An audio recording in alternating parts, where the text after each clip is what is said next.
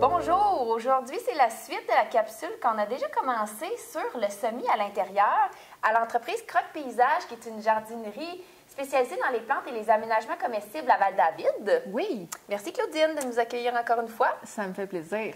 On a déjà vu avec toi, dans le fond, la technique du semis, on a parlé du terreau, on a parlé de l'arrosage. Mais là, on est plus comme dans une optique, notre semis est fait, comme on voit, on a des beaux plants ici. Oui. Quelles sont les étapes subséquentes, là? Donc, déjà, on repart de notre semis qu'on a fait ici. D'ailleurs, je vous recommande d'aller voir la capsule, si vous ne l'avez pas déjà vue, sur le semis. Donc, par exemple, ici, on a fait un semis de tomates. Oui. Quelles sont les étapes subséquentes suite à notre semis? Qu'est-ce qu'on fait avec cette petite multicellule-là?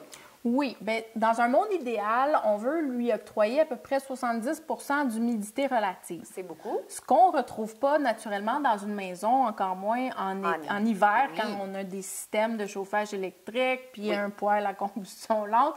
C'est pas la fin du monde si on n'a pas 70 mais si on veut que ça pousse bien, puis qu'on ait le moins possible à arroser, idéalement, on veut un 70 Donc, soit qu'on peut l'octroyer à même notre plateau de semis avec une serre, une mini-serre comme ça, qu'on peut déposer directement sur le plateau. Ou on peut utiliser une serre d'intérieur plus grande, donc comme une étagère à semis dans laquelle on dépose différents plateaux. Et là, elle a une espèce de toile plastique avec un système de zip là, qui nous permet de fermer, ouvrir au besoin pour avoir la bonne humidité relative. Parce qu'il ne faut vraiment pas non plus en avoir trop. Ça, c'est une autre erreur qu'on fait. Donc, dès qu'on voit qu'on a des gouttelettes qui s'accumulent sous la paroi, soit de notre mini-serre à plateau comme ça, ou sous la paroi de notre plastique sur notre étagère à semis. À ce moment-là, ça veut dire qu'on a un 100 d'humidité. Ça veut dire qu'on n'a pas d'air. Et là, il faut ouvrir pour qu'il y ait une ventilation qui se fasse. Donc, particulièrement pour le semis, je fais comme un genre de petit résumé, on a besoin d'humidité parce qu'on veut que la semence, elle germe. Puis pour germer, la semence a besoin d'eau et d'humidité et aussi de chaleur quand même. De chaleur et d'air. Et d'air. Donc, on va devoir gérer nos paramètres. Comme on disait tout à l'heure, quand on a des grands plateaux rectangulaires, on met qu'on appelle, moi j'appelle un cabaret, là. On peut mettre dans le fond tous nos plants, nos semis qu'on a faits à l'intérieur comme ça. Puis ce que j'aime beaucoup, c'est que les dômes à semis, on en a déjà parlé, c'est tout standard.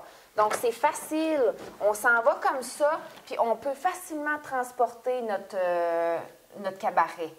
Donc là, présentement, nos semis seraient en dessous du dôme. On peut le garder fermé, comme tu dis, et puis là, on observe. Au départ, vraiment, les 24 premières heures, la semence a besoin d'un 100 d'humidité. Ça s'appelle l'imbibition d'eau. Elle va doubler de grosseur, elle va absorber l'eau. Mais dès que l'imbibition d'eau est faite, là, on a besoin d'un apport d'air. Donc, il faut ouvrir notre dôme ventilé de façon à ce qu'il y ait de l'air qui puisse rentrer à l'intérieur. OK. Donc, on voit ici, il y a des trous, là, c'est une roulette, donc on peut ouvrir ça après 24 heures. Oui, parfait. Exact. Ensuite de ça, on attend que notre plantule ait germé. Oui. Puis de la voir. Puis là, on l'enlève complètement, le dôme, hein? On peut l'enlever, oui. On pourrait le garder. Ce qui est important, quand on voit qu'elle a germé, ça veut dire qu'on voit la petite tige sortir avec les cotylédons, qui sont les premières feuilles. Là, c'est signe que la semence, dans le fond, là, il faut la mettre à la lumière. Hein? Ça, c'est une autre erreur que les gens font. Vont faire leur semis, puis vont tout de suite les mettre à la lumière. C'est pas nécessaire. Ça va même rendre l'arrosage plus compliqué. C'est vraiment quand on voit que la petite tige sort du sol et déploie ses cotylédons. Là, ça veut dire qu'elle est prête à faire de la photosynthèse pour créer les sucres pour sa croissance. Donc, elle devient autonome de cette façon-là. Donc, c'est dès qu'on voit la tigelle sortir avec les cotylédons, là, on doit l'exposer à la lumière. Donc, est-ce qu'on ne peut pas lui nuire, hein? Si on la met sous la lumière auparavant. Ça ne dérange pas. Mais ce n'est pas essentiel. Exactement. Sauf pour certaines semences. Oui, comme les semences potagères, effectivement, la semence de laitue a besoin de lumière pour germer. elle, on va même pas l'enfouir 2 fois son épaisseur dans le sol, on va juste la semer en surface pour qu'elle soit exposée à la lumière pour pouvoir germer. Fait que c'est juste important finalement de s'informer correctement sur les besoins de nos semences, mais on se rappelle que la majorité n'ont pas besoin de lumière nécessairement. Oui. Donc là, il y a la température aussi. On Oui. n'en a pas parlé encore, mais est-ce qu'on va faire une différence entre ma plante qui est en train de germer a besoin d'une certaine température et ma plante qui a germé? Pour certaines, oui. Grosso modo, la plupart des semences vont germer si on a un 18-20 degrés, ce qu'on a dans une maison normalement. Ouais.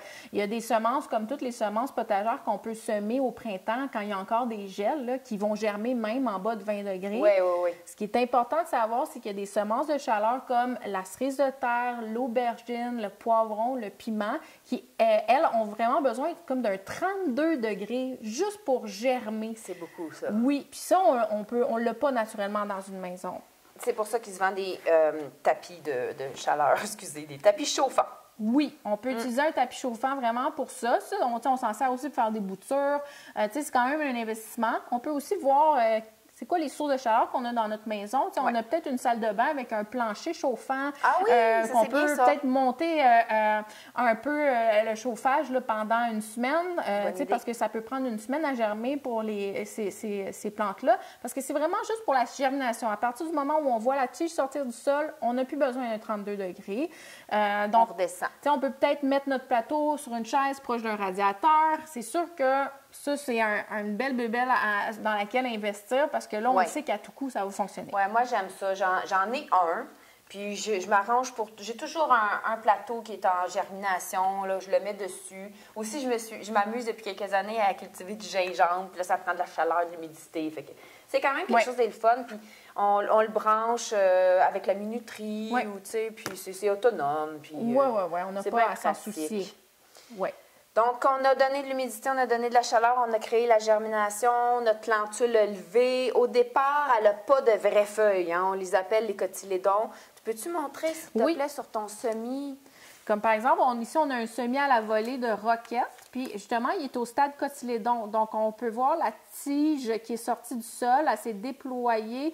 En fait, elle a poussé puis elle a déployé ses cotylédons. C'est vraiment les feuilles de réserve qui étaient dans la semence, qui sont vraiment distinctes des vraies feuilles qu'on appelle, qui, elles, vont être générées par la photosynthèse. Souvent, les cotylédons sont très ronds, ils sont gros parce que leur but, c'est de faire un maximum de photosynthèse pour rendre la plante autonome. Donc, c'est ça. C'est les premières feuilles, puis c'est quand elles sont déployées que là, on doit vraiment exposer la plante à la lumière. On peut voir là ici, il est temps de l'exposer parce qu'on peut voir que la tige, elle a vraiment un peu poussé en orgueil. Comme on dit, elle a cherché la lumière, ce qui fait qu'elle n'est pas super solide. Puis quand on part nos semis à l'intérieur, on veut créer des plantes qui sont vigoureuses, qui sont trapues. Donc, c'est sûr que même si on a un bon éclairage à l'intérieur, la plante va avoir tendance à étioler un peu parce que c'est pas comme la lumière extérieure, mais justement en faisant du repiquage et du rempotage comme on va faire là, ça nous permet de venir restabiliser la plante pour qu'elle fasse des racines sur sa tige, puis être sûr dans le fond de créer des plants qui sont vigoureux et trapus. OK. À ce stade-là, toutes les petites plantes qui sont ici, là, est-ce que c'est des plantes qui n'ont pas été encore repiquées? Donc, ça, c'est le contenant initial dans lequel tu les as semées. Exact. Est-ce que tu leur as donné de l'engrais ou est-ce que ton terreau en contenait déjà, dans le fond? C'est quoi les valeurs nutritives là, que ces plantes-là ont reçues? Bien, c'est un autre bon point du pourquoi on rempote nos plantes pour suivre leur croissance, mais aussi pour leur octroyer la matière organique qu'ils ont besoin. Donc, nous, dès le départ, on va mettre au moins un 15 de compost dans notre terreau parce qu'il faut se dire que dès que les cotylédons sont déployés, ça veut dire que la plante, elle a plus de réserve dans sa semence, là. Tu sais, dans le fond, à partir de ce moment-là, elle fait de la photosynthèse. Pour faire de la photosynthèse, pour créer ses propres sucres, bien, elle a besoin d'énergie lumineuse, mais elle a aussi besoin de ressources dans le sol. Donc, il faut absolument qu'on ait du compost dans notre terreau si on pense laisser nos jeunes plantules 3 à 4 semaines là, dans le plateau. Comme là, on a un semis à la volée d'aubergines, puis ils ont été semés il y a un mois. Donc là, ce serait le temps des rempoter, des repiquer, mais on peut voir qu'ils ont encore une belle couleur, ils ont peut-être une petite tendance à jaunir un peu, puis ça, c'est souvent, c'est signe dans le fond que notre plante, elle commence à manquer de ressources dans le sol, elle est comme en carence, un début de carence d'azote. C'est un des signes que c'est le temps de repiquer, excusez. Puis, le stade de repiquage, c'est au stade 2 à 4 vraies feuilles. OK, 2 à 4 vraies feuilles. Oui. Je tiens à préciser que comme il y a plusieurs façons de jardiner, le fait de mettre du compost dans le terreau, comme Claudine, qui contrôle très bien toutes ces étapes, c'est une option. Puis certains en mettent pas. Ça fonctionne quand même, sauf que peut-être plus rapidement, les plants peuvent démontrer des signes de carence. Oui, il faut faire attention parce qu'on ne veut pas les stresser. Donc, nous, en s'assurant d'avoir toujours notre pourcentage de compost nécessaire, fait que rendu au repiquage puis au rempotage, on s'assure d'avoir un 30 de compost dans notre terreau, mais ça fait en sorte que la plante elle a tout ce qu'il faut pour se nourrir pendant 3 à 4 semaines. Ouais. Puis on n'a pas besoin de venir faire une fertilisation d'appoint avec d'autres fertilisants liquides ou ce que ce soit. Tu vas le faire quand même seulement, toi, si tu observes un signe de carence. Si je suis pas prête à repiquer ou je suis pas prête à rempoter ma plante, là, je vais venir utiliser des engrais biologiques comme ça, comme l'engrais, donc engrais concentrés liquides, algues marines et hydrolysat de poisson, qui sont dans le fond des engrais complémentaires. C'est des concentrés. Il faut mettre juste une cuillerée à thé dans 1 litre d'eau. On peut simplement vaporiser notre feuillage, nos tiges, ou venir carrément arroser avec. Ça va donner un petit boost à notre plante. Puis là, elle va être correcte jusqu'à ce qu'on soit prêt à la repiquer ou la rempoter. Parfait. Donc, ce qu'on vient de dire, dans le fond, c'est que la plante a la capacité d'absorber de la fertilisation via ses feuilles, parce qu'elle a comme des petits trous, des pores, puis elle va absorber. Donc, on peut faire une fertilisation foliaire ou on peut le mettre dans le terreau là, au moment de l'arrosage. Fait que ça, c'est quand même important de le savoir. C'est 2 produits qui sont québécois. Moi, je suis quand même fière de ces produits-là. Je les utilise aussi beaucoup. C'est québécois, c'est naturel. C'est parfait, dans le fond. Oui, c'est comme un peu un rejet de l'industrie, là, donc c'est une réutilisation de matières qui sont rejetées par probablement l'industrie alimentaire. Oui, c'est ça. Merveilleux. Donc, on est rendu, dans le fond, à l'étape où on va faire le repiquage. Oui. Peux-tu nous reparler encore de ton terreau que tu vas utiliser?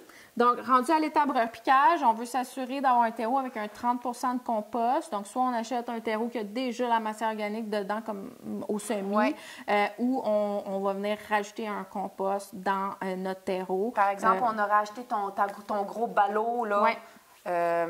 On pourrait rajouter un 30 de compost là-dedans. Oui, pour le ballot complet, ça représente 3 sacs de compost si on va avoir un 30 Donc, on y va au prorata de ce qu'on utilise, puis... Oui. Donc, on a ici un terreau qui contient déjà notre compost, on a déjà notre perlite. Il est déjà pré-humidifié, comme c'est là. On a déjà mis une certaine quantité d'eau. Oui. L'erreur serait de le faire dans un terreau sec, là. Oui, la même chose que le semis. On veut toujours faire le même test d'humidité puis avoir la même technique, là. Donc, quand on ferme la main, on presse sur le terreau. On veut qu'il se tienne quand on ouvre la main comme ça. Oui. Merveilleux. Donc là, ici, tu as des plants de tomates, de poivrons, de basilic. Oui. C'est un bel exemple, dans le fond, d'un contenant qui a été semé à la volée, on pourrait dire. Tu as mis plusieurs semences dans un même rectangle. Oui. Ici, on a un poivron Carmen, puis ici, on a des aubergines Black Beauty. Les deux ont été semés à la volée, une 50aine par semence. C'est quand même beaucoup, 50aine de semences. Oui, c'est ça. Oui. Pour nous, c'est le maximum qu'on va venir semer pour notre production. Tu sais, nous, on produit quand même 10 000 plants par année. C'est ça. Mais nous, à la maison, ça serait étonnant qu'on ait besoin de 50 aubergines. Non, effectivement. Là. Donc, on pourrait réduire les quantités. Oui. Mais n'empêche qu'on aurait pu en mettre moins dans un petit rectangle comme ça. Oui. Comment tu vas procéder maintenant pour faire ton repiquage? Ce qui est super important, c'est d'arroser au préalable nos OK. plantules parce qu'il faut savoir que le repiquage, c'est comme une chirurgie pour la plante. Là. Ouais. Tu sais, on va venir la manipuler, on va montrer ça. Donc, comment une plante fonctionne par évapotranspiration. Si on veut ralentir sa croissance, on va venir lui octroyer un 100% d'humidité. Ça va arrêter complètement, puis ça va comme la déstresser. Comme justement, lui, là, il est très sec. Là. On ne le voit pas peut-être à la caméra, mais Ouais. moi, je peux comparer ici, si on tasse un petit peu les plantules, là, je ne sais pas si vous êtes capable de voir, là, c'est la coloration qui nous dit que celui-là a soif. Bien, a soif, façon de parler. Les plantes n'ont pas soif, mais il est plus sec. Il est Exact. plus pâle. Dès que le terreau est plus pâle à l'œil, c'est signe qu'il est sec. Déjà, en surface, on peut voir qu'il est sec uniformément, puis quand on le pèse. Mais c'est quand même une bonne chose de laisser nos terreaux sécher un petit peu parce que ça oblige la racine à aller chercher dans le fond l'eau et en même temps, la plante grandit. Donc, c'est quand même une erreur de trop arroser. Il ne faut pas arroser, à partir du moment où ça a germé puis qu'on voit les cotylédons se déployer, il ne faut pas arroser juste un petit peu tout le temps en surface. Il faut vraiment arroser beaucoup en profondeur aux 2, 3, 4 jours. Aux 2, 3, 4 comme jours. ça, comme tu dis, la racine va suivre l'assèchement du sol, va aller toujours de plus en plus profondément dans le sol pour aller chercher de l'eau. Puis en même temps, on va aller chercher des ressources en profondeur. Puis ça fait faire en sorte qu'elle va vraiment coloniser au complet notre plateau de terreau. Parfait. Donc, moi, ce que je ferais, même s'il est encore humide, là, j'arrose à fond, là, 1 à 2 fois comme ça, au préalable, là, mon semis à la volée. Quand je vois que ça rentre vite, là, c'est signe que le terreau il est sec. Je veux vraiment qu'il soit détrempé jusqu'en profondeur et je ne peux pas trop l'arroser à ce stade-là. Donc, on arrose beaucoup. T'sais, on peut aussi les déposer dans un plateau ou une assiette. Un cabaret. Un cabaret qu'on remplit d'eau, puis on vient les déposer quelques minutes avant. Ça imbibe puis la là, clarté. c'est ça. Ça va absorber l'eau. Puis là, on fait ça jusqu'à ce que la surface soit vraiment luisante, ce qui est signe que, dans le fond, il y a de l'eau du bas vers le haut. Parfait. Ensuite, ça, c'est le plus le fun. C'est sûr qu'avant de venir manipuler mes racines, je vais préparer mon plateau de repiquage. Ouais. Le repiquage, normalement, on va soit le faire comme ça en paquet de 6, qui est un total de 36 dans un plateau. On peut aussi le faire en 72, qui est 2 fois plus petit que ça. Parfait. Ça, c'est un petit peu gros, là. C'est l'équivalent de 18 pots dans un plateau. Ça commence à être trop gros. Nous, pour les poivrons, les tomates, les aubergines, on y va comme ça. Parfait. Et c'est comme le semis. Dans le fond, c'est la même chose que le semis. On veut remplir sans compacter. Puis même à ce stade-là, on essuie le surplus. Puis même à ce stade-là, on n'exerce même pas de pression. Donc, on veut vraiment qu'il y ait de l'air dans notre terreau. Et là, disons que je commence avec l'aubergine. Je peux réutiliser mon étiquette. Hein? Oui. Je peux écrire la date ou dans un carnet de production. Je peux écrire ma date de repiquage. Peut-être montrer à la caméra les modes de racines. C'est quand même beau là, de voir. En combien de semaines, tu m'as dit? 4 semaines. 4 semaines. Donc, on voit que ça a bien colonisé. C'est ça. Puis, il ne faut pas trop attendre non plus. C'est vraiment la fenêtre 2 à 4 vraies feuilles. Ça veut dire qu'on regarde nos cotylédons, puis on veut 2 vraies feuilles à 4 vraies feuilles. Au-delà de ça, nos plantes vont être trop avancées, puis on va les perturber beaucoup là, en venant les séparer. Puis, c'est ça. Donc, on peut voir là, des petites racines blanches comme ça qui sont uniformes, qui ont colonisé notre terreau. Ça, c'est signe qu'on a bien arrosé notre terreau. Si on avait des racines brunes, puis si ça sentait pas bon, c'est un signe que, dans le fond, on a trop arrosé. Asphyxie, comme. Ouais. OK. Et là, on peut venir séparer comme ça. Tu sais, souvent, on a peur de manipuler les plantes, mais c'est normal qu'on détruise un peu de racines à ce stade-là. C'est pour ça qu'il faut vraiment bien avoir arrosé. Donc, on les sépare comme ça. Puis, ce qu'on veut, c'est, d'aller chercher un maximum d'intégrité racinaire. Oui. Puis, je veux les rendre individuels. Belle motte. Oui. Et là, j'aime beaucoup utiliser un crayon à mine comme ça. Je viens le planter en plein milieu d'une multicellule. Je tasse comme ça pour agrandir mon trou. Et là, à chaque fois que je vais repiquer, rempoter, je veux venir enfouir ma tige jusqu'au cotylédon. Tu sais, tantôt, je parlais d'étiolement. C'est le moment qu'on en profite au repiquage ou au rempotage pour venir réenfouir ma tige qui a étiolé au stade cotylédon. Et là, je viens conduire sans les casser. Hein. C'est délicat, mais en même temps, il faut se rendre. Si on entend un crack, mais faut recommencer. Hein. On laisse tomber, puis on passe à l'autre. Et là, on vient la stabiliser comme ça. On ne veut pas comme trop taponner, trop compacter. On veut juste venir la stabiliser au centre. Je vérifie. Mon terreau, il est vraiment au stade, comme égal à mes cotylédons. Tu ne veux pas le renchausser non plus. Hein? L'erreur aussi, ce serait d'aller trop haut puis de mettre la plante trop profonde. Oui, on ne veut pas aller au-delà des cotylédons. Puis là, je continue, même chose, je fais un trou en plein au centre de ma multicellule. Je viens. Fait que, tu sais, on y va avec délicatesse, mais on voit que c'est quand même capable d'en prendre un peu, là. Tu sais, c'est. Puis on peut quand même, une fois qu'on s'habitue, là, on va quand même assez vite là, dans le repiquage. Puis comme a dit Claudine, on ne cherche pas à trop presser autour, sinon on enlève l'air. On veut garder l'air. Tu vois, celui-là, je vais le repiquer, mais on voit qu'il est au stade cotylédon. Il est moins avancé que les autres. Je ne sais pas si vous voyez vraiment bien la différence. Là. Ça, c'est quand même, je pense, un bel exemple. Ça, c'est les 2 cotylédons, puis ça, c'est la vraie feuille. Oui. Fait qu'on voit que c'est vraiment pas la même forme. Il y a toujours 2 cotylédons. En fait, il y a les monocotylédones qui n'ont pas ça. Oui, qui ont juste une feuille. La famille de oignons, poireaux, c'est juste une tige. Il n'y a pas de cotylédons dans cette famille-là, mais toutes les autres ont des cotylédons. Donc, on respecte ça. Puis, donc c'est ça. Tu vas faire la même chose pour l'ensemble de ton semis à la volée que tu avais fait. Idéalement. Là, puis ensuite, tu vas aller porter ça dans ta chambre à semis. Bien là, dès que j'ai fini, je veux réarroser autant. OK. Parce que là, encore une fois, j'ai stressé ma plante. Je veux qu'elle soit dans 100 d'humidité pour qu'elle stoppe complètement sa croissance. Donc, encore là, je ne peux pas trop arroser à ce stade-là. OK. Puis même, je vais même attendre avant de la mettre sous la lumière parce que là, ça serait trop pour elle. Nous, on la dépose au sol, on la laisse là une nuit, puis le lendemain, on l'expose. Elle va se relever là. Comme là, on peut voir, là, elle est un petit peu perturbée. C'est normal.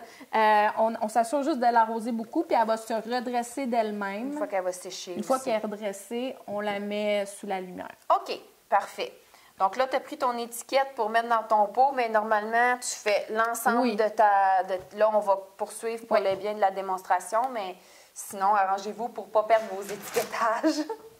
Exact. Ici, on avait un semis, dans le fond, c'est un autre contexte. Oui. C'était des tomates qui avaient été semées dans un multicellule. Comme on a fait dans l'autre capsule. Exactement. On a semé une semence par multicellule comme ça. Donc ça, c'est 1 mois plus tard. Et là, on peut voir encore la même chose. Donc, les cotylédons qui sont à la base, puis on est au stade 2 à 4 vraies feuilles. Vous voyez ici, on en a semé. Il y a 2 par multicellule. Les 2 ont germé. Les tomates, c'est vraiment tough, là, OK? Fait que moi, je vais me permettre de les séparer. Je sais qu'ils vont s'en remettre. Mais pour les autres plantes, l'idéal, c'est si on en a semé 2, dès qu'il y en a une sur 2, dès que les 2 ont germé, on attend un petit peu, puis la moins favorisée par la vie, on va venir... on va venir la couper roll-sol, puis on va sélectionner l'autre. Mais ça sent bon, là. Ça sent là, la verdure, là. Mais les tomates, c'est tough, tu sais, mais c'est ça. Normalement, un signe que c'est le temps de rempoter, ça, je ne l'ai pas dit. Oui. C'est justement, je suis capable de sortir... vous voyez ici, ça ne se tient pas à 100 là. Tu sais, ma motte, elle se défait un peu. Je pourrais attendre. Ah oui? Donc, c'est ça. Je pourrais attendre encore plus longtemps. Je pourrais attendre encore plus longtemps, mais je peux le faire. Donc, je veux que ma motte, elle sorte d'un coup. Puis, quand je regarde en dessous, puis que je vois des petites racines blanches qui sortent, c'est signe que, justement, ma motte est colonisée en entier. Oui. Puis que c'est le temps de rempoter. Donc, comme tu dis, tu peux le faire, mais tu pourrais attendre aussi. Ceci dit, là, dans le fond, ça, c'est particulier. Hein? Je tiens à mentionner que ce n'est pas toutes les plantes potagères que vous allez transplanter dans un gallon comme ça. Non.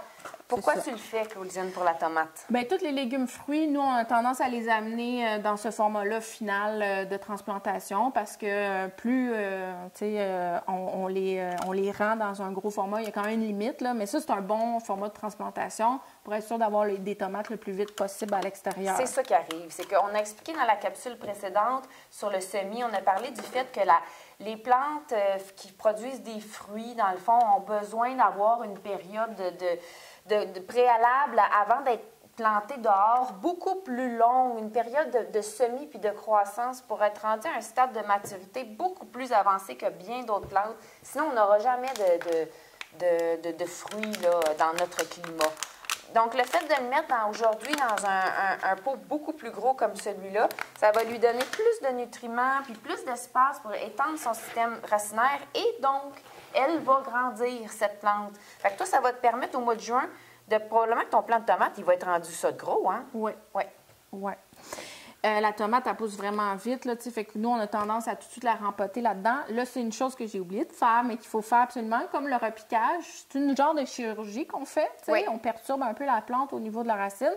C'est moins drastique qu'un repiquage, mais il faut quand même l'arroser au préalable puis l'arroser après. Là, j'ai pris celle qui était toute seule dans sa multicellule et même chose, je viens la rempoter au centre de mon pot. Je m'assure que mon terreau soit au niveau de mes cotylédons et je viens la stabiliser au centre. Légère pression. Ensuite, j'arrose. J'arrose beaucoup à ce stade-là. Je vais en mettre partout autour. Mais... Ta chambre à semis, elle se tient à combien, toi? 20 degrés. 20 degrés. Oui, à peu près 20-23 degrés. Puis à ce stade-là, est-ce que tu vas leur donner un tapis chauffant ou non? C'est vraiment juste pour la germination? Oui. Puis c'est surtout les aubergines, les piments, les poivrons puis les cerises de terre qui ont vraiment besoin d'un tapis chauffant, en tout cas d'un 32 degrés pour germer. La tomate, elle, à 20 degrés, elle va être heureuse. Et est-ce qu'on pourrait la placer en dessous d'une mini-serre avec la toile transparente à ce stade-là? Oui, oui, c'est toujours bon d'avoir un 70 d'humidité pour la croissance. Ouais. On continue à avoir notre humidité. Oui. On n'oublie pas notre étiquetage dans chacun des pots maintenant qu'on est rendu avec ce format-là. Donc, chacun des pots, c'est super important. Quand on a une barquette de multicellules de 6, on peut se permettre de mettre une étiquette pour les 6. Mais à la moindre étape, on doit faire notre suivi. Oui, sinon ça donne des plantes surprises. C'est ça. Est-ce que tu recommandes l'utilisation d'un cahier de notes, toi? Oui, c'est toujours bon, surtout quand on commence, là, de prendre des notes. Quand est-ce que j'ai semé? Quand est-ce que j'ai repiqué? Quand est-ce que j'ai rempoté? Quand est-ce que j'ai arrosé? Est-ce que tu as eu des problèmes? Est-ce que j'ai eu des problèmes? Oui, comme ça, on s'ajuste à chaque année. C'est du vivant. C'est pas simple faire ces semis. Il y a moyen que ce soit systématique. Bien, mais il y a comme un apprentissage. Moi, j'ai mon cahier de notes, puis je note toutes. Comme elle dit, les dates de semis, la date de repiquage. Des fois, même, j'écris la lune. J'aime ça suivre le calendrier lunaire. Lune montante en fruits. Je trouve ça le fun. Je ne sais pas si ça fait vraiment une différence, mais de plus en plus, je le fais. Puis là, c'est ça. Ça se pourrait que dans votre cahier de notes, vous ayez à noter que vous avez eu des petits problèmes. Puis dans vos petits problèmes, on a, entre autres, la fameuse mouche du terreau potentielle. Oui, la mouche du terreau, elle apparaît souvent... c'est comme un peu automatique. Puis elle, les larves, elle va pondre dans le terreau, puis les larves vont manger les racines des plantes. Donc, nous, on conseille vraiment, c'est ce qu'on fait pour notre production, c'est ce qu'on conseille aux gens de mettre des collants jaunes dès le départ. Comme ça, dès que la mouche de terreau apparaît, elle est attirée par le jaune, puis elle va venir se coller sur la mouche. Oui, c'est ça. Moi, au début, j'étais un peu sensible, j'allais les tuer une après l'autre. Oui, parce que c'est un peu intense comme fin, mais c'est ça. C'est ça. Je suis portée à abréger leur souffrance, là, puis... Mais oui, effectivement, si vous mettez des collants jaunes, c'est collant. Ça attire la femelle. Ça va vous éviter quand même beaucoup de problèmes.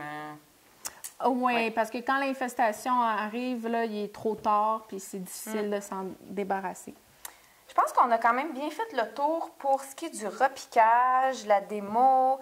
Les petites plantules que tu as là, est-ce que tu vas attendre, si tu peux les rapprocher un peu, celles qui sont au stade cotylédon? Oui. Tu vas-tu attendre qu'il y ait des vraies feuilles, hein? Tu ne vas pas les rempoter à ce stade-là? Jamais au stade cotylédon. Dans le fond, dès qu'il faut attendre 2 à 4 vraies feuilles pour le repiquage. Parfait. Ouais.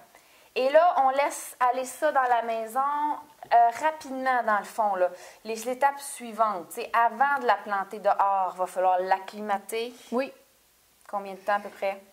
L'acclimatation, normalement, on la fait sur une semaine. Il faut préparer nos plantes au vent dominant à l'extérieur, surtout aux rayons UV du soleil, à la température différente le jour et la nuit. Ouais. Mais c'est surtout les rayons UV du soleil qui peuvent leur donner des coups de soleil carrément.